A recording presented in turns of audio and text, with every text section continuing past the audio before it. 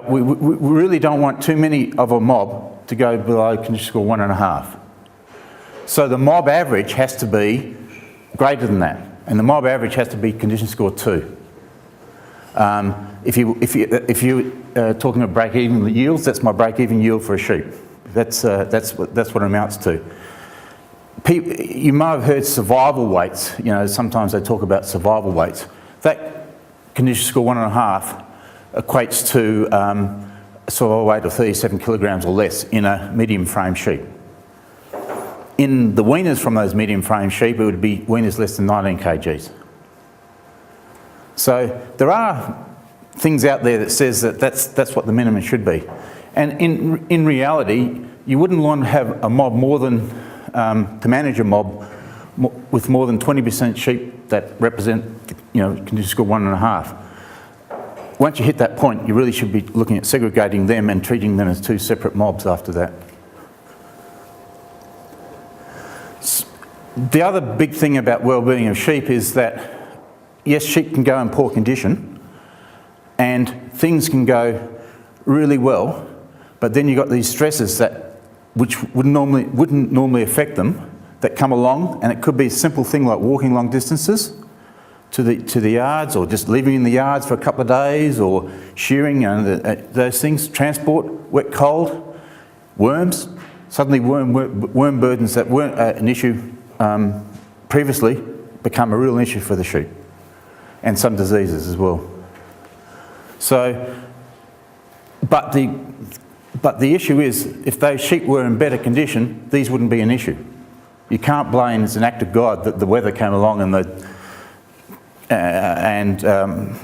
you know, all these sheep died because of the weather. If they were in better condition, not as many would have died. So, like Mike was indicating, you've got to understand your sheep in the first place, because if you're going to feed for survival, if you have medium frame sheep, say 50 kilogram animals, your survival target is say 40 kgs. If you've got large frame sheep, your target's 5 kilograms heavier than those animals. So you don't feed the same rate to those two rations.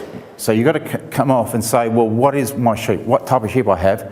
And then choose the ration that you need to feed, the rate of feeding that you need to meet the 45 kilograms or the 40 kilograms that you're trying to do.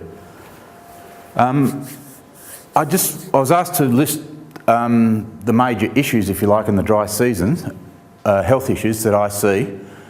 And number one is the lack of energy. As a disease condition, if you like, that's it. Number one is lack of energy. Protein does come into it because it does affect animals' performance on feed, particularly if you're feeding rations that aren't balanced for energy and protein.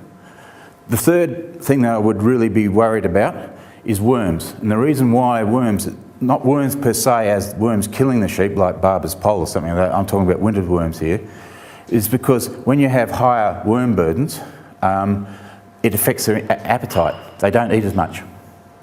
So you're putting feed down the throat and you've got to worm your sheep. It doesn't sort of, and that could reduce their appetite by up to 20%. And this is an order of my triangle here, so I'm going from top to bottom here.